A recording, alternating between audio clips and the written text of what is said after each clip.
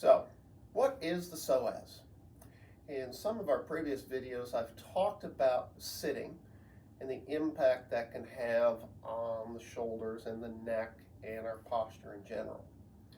But sitting actually can put 10 times as much pressure on the lower spine as standing. Sitting, especially long-term sitting, has been linked to a number of things, including high blood pressure, diabetes, and even heart disease. Also, a common complaint that I see here in the office is low back pain or low back stiffness. And they'll say, don't really have pain, it's just really, really stiff after I sit for a while. Well, the reason for that is the psoas is part of the hip flexors. And the psoas attaches from the bones in the lower spine down through the pelvis to the upper part of your thigh bone.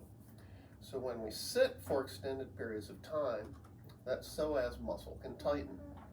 When it tightens and you attempt to stand up, the pelvis may not shift. The pelvis may not rotate forward the way it should. So you've probably witnessed this from others or experienced this yourself. As you go to stand up, you get one of these, and it takes a little while for you to straighten up. Since the psoas is here, when it's short or it gets tight, it can create this posture.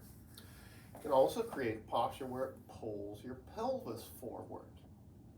That's definitely not an ideal posture because that can create some other issues for people. So it is very, very important, especially with people being forced to work from home and sit for hours on end on their computer, oftentimes on their laptop, that this can be very detrimental to our health in general, but in particular to our psoas and our hip flexors. So it's very, very important that if you have the ability and the opportunity to get yourself a variable height desk so that you can spend some time sitting, some time standing. If not, try to set something up at your house, perhaps on a kitchen counter, a bar top height where you can stand for a period of time. Or you can simply try to set something up so that you can spend some time sitting and still be able to view your monitor or your laptop.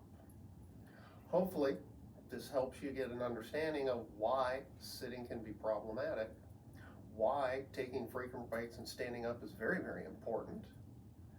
And in our next video, join me and I'll actually show you some stretches that can help you loosen tight psoas and hip flexors. So until the next time, stay healthy.